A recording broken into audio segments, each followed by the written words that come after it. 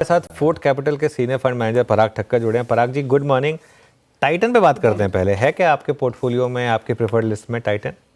नहीं सर, नहीं Titan we don't own in the portfolio because मेरा ये मानना है कि ऑल्दो कंपनी बहुत ही बढ़िया है। टाटा ग्रुप की कंपनी मुझे हमेशा अच्छी लगती है, बट इस केस में वैल्यूएशंस काफ़ी एक्सपेंसिव। अगर आप देखिए FY 25 का जो ईपीएस आया इनका, वो करीबन 38 रुपीज़ है और स्टॉक प्राइस 3500 पे चल रहा है। तो इतने हाई पी पे जनरली हम कोई स्टॉक नहीं खरीदते हैं। ये हमारा प्रिंसिपल है, बिकॉज अल्टीमेटली आपको इतने हाई पी को जस्टिफाई करने के लिए जो 30-35% ग्रोथ हर साल आनी चाहिए, इतने हाई बेस पे इतनी बड़ी ग्रोथ डिफिकल्ट है। मैरिज सीजन अच्छा है तो नियर टर्म नंबर्स अच्छे रहेंगे, बट हम ये मानते हैं कि या तो हम बॉटम ऑफ द साइकिल पे खरीदेंगे, जैसे कि मुझे आज कुछ सीमेंट प्लेयर्स जो है वो बॉटम ऑफ द साइकिल पे, या तो मल्टीपल री रेटिंग जैसे कि फेडरल बैंक जैसे केसेस है।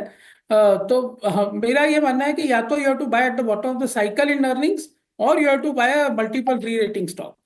तो मेरी चॉइसेस है रेमको सीमेंट, इंडिया सीमेंट और फेडरल बैंक, और ये हमारे पोर्टफोलियो में अच्छे वेट्स है। We are overweight. और हालांकि मैं डिस्क्लेमर देना चाहूंगा कि ये लंबी अवधि के लिए है, और बेसिकली आप आपके फाइनेंशियल एडवाइजर को कंसल्ट करके इन्वेस्ट कर सकते हैं इसमें। हम्म। अच्छा पराग सर, मोर और लेस ये अर्निंग सीजन पूरा हो गया है, और हालांकि ये कुछ जियोपॉलिटिकल टेंशंस जो हैं वो हमको बैकफुट पे लेके आ रही हैं। अदरवाइज क्या क्या नहीं मिला हमें अर्निंग सीजन में, रेट कट्स मिले, वो बहुत बड़ी चीज़ थी अपने आप में। बहुत अच्छा कन्विक्शन आपका किस चीज़ पे है इस वक्त, इस अर्निंग सीजन तो को देखने के बाद? अगर आप 1 मिनट के लिए ये जियोपॉलिटिकल टेंशन को साइड पे रख दे, सबसे पहले तो मैं कहना चाहूंगा कि मैं बहुत ज्यादा शुक्रगुजार हूँ अपनी गवर्नमेंट और अपने आर्म्ड फोर्सेस का, जिनकी वजह से हम ये सब बातें कर सकते हैं। जो जियोपॉलिटिकल टेंशन चल रहा है उसमें भी, उसके बीचों बीच हम ये बातें कर रहे हैं about markets. It is a luxury, and the credit goes to our armed forces and our government for that. तो दूसरा मैं ये कहना चाहूंगा कि देखिए, अर्निंग सीजन इस बार एक्सपेक्टेशन भी काफी म्यूटेड थी, और उसको म्यूटेड होने का ये रीजन था कि लास्ट ईयर गवर्नमेंट का फोकस पूरा इलेक्शन पे था।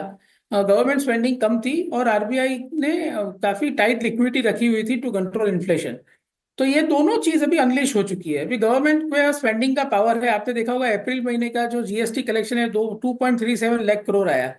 गवर्नमेंट का आरबीआई से डिविडेंड आएगा करीबन 2.5 लाख करोड़ का, अराउंड जून और जुलाई के बीच में। तो गवर्नमेंट के पास फायर पावर है, क्रूड ऑयल का प्राइस नीचे है, और आरबीआई ने काफी लिक्विडिटी इन्फ्यूज की है, और as you rightly said 50 pips rate cut किया है। तो मेरे हिसाब से अगर ये जियोपॉलिटिकल टेंशन साइड पे रख दे तो India was poised for a big rally. हालांकि मेरा ये मानना है कि ये भी एक साइड शो है, थोड़े दिन में ये भी कम हो जाएगा, एंड दैट इज वाई अभी हम लोग 12% कैश पे है। लेकिन हम धीरे धीरे इसको डिप्लॉय करेंगे, because we are very structurally bullish on India. बिल्कुल। मीनवाइल मार्केट थोड़ा रिकवर हो रहा है, और अब देखते हैं 24,035 पर इस समय निफ्टी एक बार। और देखिए आप, इवन अगर आप मिड कैप देखें, थोड़ी सी रिकवरी है मिड कैप्स में इस समय। काफ़ी अच्छे अच्छे स्टॉक्स में मूव आ रहे हैं। केमिकल स्टॉक्स में अच्छे मूव हैं। टाटा केमिकल्स इस समय डे हाई पर आया। एक बार टाटा केमिकल्स देख लेते हैं, यहाँ पर मूव अच्छे आ रहे हैं। पराग जी, केमिकल स्टॉक्स हैं क्या आपकी प्रेफर्ड लिस्ट में? कोई व्यू इन पर? सॉरी, नहीं, केमिकल स्टॉक्स जनरली हमारे लिस्ट में नहीं है, बिकॉज इसमें बहुत सारे मूविंग पार्ट्स होते हैं ग्लोबली। चाइना की डिमांड, चाइना की कंजम्पशन, चाइना की सप्लाई के ऊपर काफी कुछ डिपेंड करता है। मेरा ये मानना है कि domestic cyclicals are better understood and remain within our circle of competence. जैसे कि मैं ये बोलना चाहूंगा कि जैसे जो हमारे पोर्टफोलियो की बात करें, तो रेमको सीमेंट एक ऐसा स्टॉक है जिसमें मैं देख रहा हूँ कि कंपनी अपनी तरफ से पूरी कोशिश कर रही है डेट कम करने की, by selling non core assets. और सीमेंट के प्राइस भी अप्रैल के बाद काफी कंस्ट्रक्टिव है साउथ में। तो मार्च के रिजल्ट को अगर छोड़ दे, जहां पे साउथ में प्राइसेस में डिप्रेस्ड, तो उसके बाद के FY 26 के एंगल से अगर मैं देखूं, तो इसमें इबिटा में काफी उछाल आ सकता है, और साथ में डेट रिडक्शन हो सकता है। तो मेरे ख्याल से ये डबल बेनिफिट है। तो अगले 2-3 साल के लिए ये बेस्ट स्टॉक है, और management is of course proven. Business cycle खराब चल रही थी, लेकिन management has always been very very good. तो मुझे ऐसे स्टॉक्स अच्छे लगते हैं जहां बड़ा डेल्टा ऑफ अर्निंग है।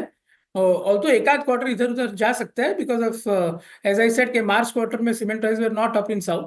लेकिन जहां बड़ा डेल्टा अर्निंग में दिखता है और बॉटम ऑफ द साइकिल में स्टॉक है, उसमें अगले 1-2 साल के लिए इन्वेस्ट करने से, और खास करके ऐसे फॉल में इन्वेस्ट करने से, इन्वेस्टर्स का काफी पैसा बन सकता है। अच्छा पराग जी, ये ऑटो में कुछ अच्छे रिवर्सल्स विजिबल हैं। आई मीन टाटा मोटर्स को देखिए आप, that's because of FTA. MNM ने फिर एक पुल बैक जनरेट किया है।